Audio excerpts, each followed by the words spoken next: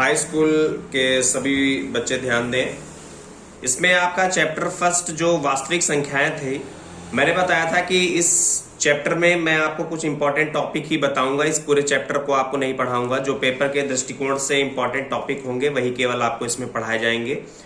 तो चैप्टर का नाम है वास्तविक संख्याएं यानी रियल नंबर्स। तो वास्तविक संख्याएं क्या होती हैं, इनको जानने के लिए इस चैप्टर फर्स्ट में यहां पर सबसे पहला टॉपिक आप जानेंगे प्राकृतिक संख्याएं। ठीक है, प्राकृतिक संख्याएं। तो प्राकृतिक संख्याएं क्या होती हैं, यानी वे संख्याएं जिनके द्वारा किसी भी वस्तु की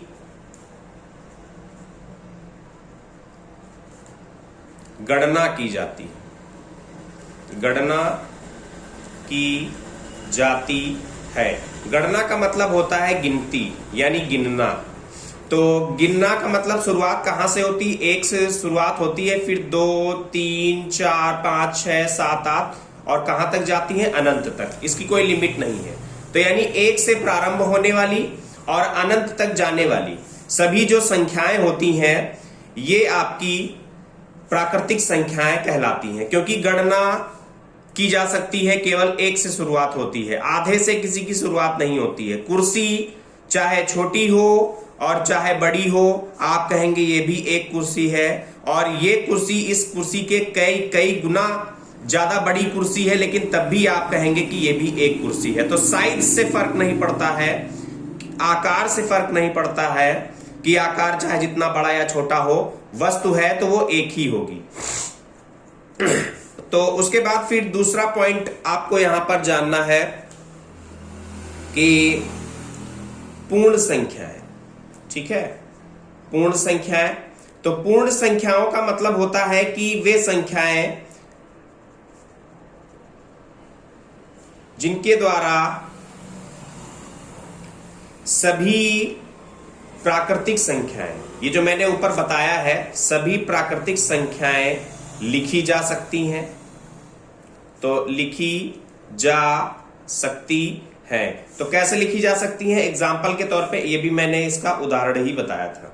एग्जाम्पल के तौर पे जैसे मैं 0 से लगा के 1, 2, 3, 4, 5, 6, 7, 8 और 9, 0 से लगा के 9 तक, यानी 0 से लगा के 9 तक की अगर सभी संख्याएं लिख दी जाए तो ये आपकी पूर्ण संख्याएं कहलाती हैं। ये इसलिए इनको आप बेसिकली मूल संख्याएं भी बोल सकते हैं, क्योंकि गणित की शुरुआत 0 और 9 इन्हीं संख्याओं को आपस में मिलाने पर शुरुआत हुई है। गणित के अंकों की शुरुआत यहीं से हुई है, इसलिए इसको मूल संख्याएं भी बोलते हैं। कुछ लोग मूल बोलते हैं, कुछ लोग पूर्ण बोलते हैं।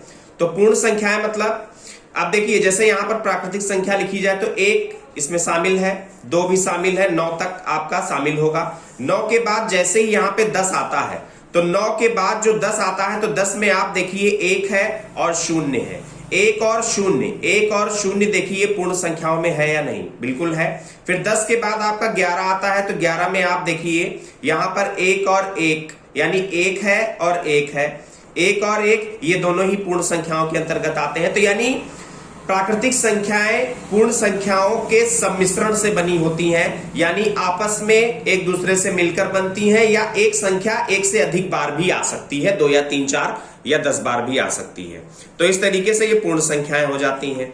अब यहां पर तीसरा पॉइंट आपका आता है पूर्णांक। तो पूर्णांक के अंतर्गत आपकी 0 से लगा के आपके 1, 2, 3, 4 एंड सो ऑन अनंत तक, और लेफ्ट हैंड साइड ये आपका राइट हैंड साइड में आपकी पॉजिटिव पूर्णांक होते हैं यानी धनात्मक पूर्णांक होते हैं, और 0 के लेफ्ट हैंड साइड में आपके निगेटिव होते हैं, -1, -2, -3 एंड सो ऑन, ये अनंत तक जाता है। और इन बिंदुओं को, जिन बिंदुओं पर यानी इन पॉइंट्स को अगर हम बिंदुओं में दर्शाएं तो यानी 0 पे 0 पॉइंट्स, फिर ये 1, 2, 3, 4 एंड सो ऑन अनंत तक, और फिर माइनस में 1, -2, -3, -4 एंड सो ऑन अनंत तक माइनस में। तो ये जो होती है ये आपकी संख्या रेखा कहलाती है। इसको क्या बोलते हैं बच्चों? संख्या रेखा बोलते हैं। तो संख्या रेखा यानी शून्य के दाईं या बाईं ओर अगर प्राकृतिक संख्याओं को 1 2 3 4 प्राकृतिक संख्या 1 2 3 4 एंड सो ऑन माइनस में प्राकृतिक संख्याएं, तो ये धनात्मक प्राकृतिक संख्याएं और इधर शून्य के बाईं ओर ऋणात्मक प्राकृतिक संख्याएं। तो दाईं और बाईं आप जानते हैं, दाहिनी तरफ बाईं तरफ, तो ये आपकी कहलाती हैं, ये देखिए यहां पर दाहिनी तरफ और बाईं तरफ शून्य के ये संख्या रेखा है, इधर दर्शाई जाती हैं। तो इतना आपको ध्यान रखना है बच्चों। तो ये आपके पूर्णांक कहलाते हैं। तो पूर्णांक दो टाइप के होते हैं, पहला आपका होता है धन पूर्णांक, और धन पूर्णांक में आपके आते हैं 1 2 3 4 एंड सो ऑन, यानी शून्य आपका सम्मिलित होगा, ठीक है। उसके बाद बी में आपके आते हैं ऋण पूर्णांक। तो ऋण पूर्णांक यानी धन पूर्णांक में जीरो नहीं शामिल होगा क्योंकि जीरो मिड में होता है, ये पूर्ण संख्याओं में शामिल होता है जीरो, यानी जीरो से लिखी जाने वाली ये पूर्णांक। तो पूर्णांक का मतलब अगर प्राकृतिक संख्याओं में हम शून्य को शामिल कर लें, यानी 1 2 3 4 प्राकृतिक संख्या थी और इसमें मैंने शून्य शामिल कर लिया, तो शून्य को शामिल कर लेने पर जो संख्याएं प्राप्त होती हैं ये पूर्णांक आपकी कहलाती हैं। तो धन पूर्णांक और ऋण पूर्णांक। ऋण पूर्णांक क्या होते हैं? -1 -2 -3 एंड सो ऑन, ये आपके ऋण पूर्णांक होते हैं। तो शून्य मिड में होता है संख्या रेखा में, पूर्णांक हो गया। चौथा पॉइंट आपका हो जाएगा वास्तविक संख्या है। तो वास्तविक संख्या है, तो वास्तविक संख्याओं का मतलब होता है कि वे संख्याएं जिनका ब्रह्मांड में कुछ ना कुछ अस्तित्व होता है, अस्तित्व होता है।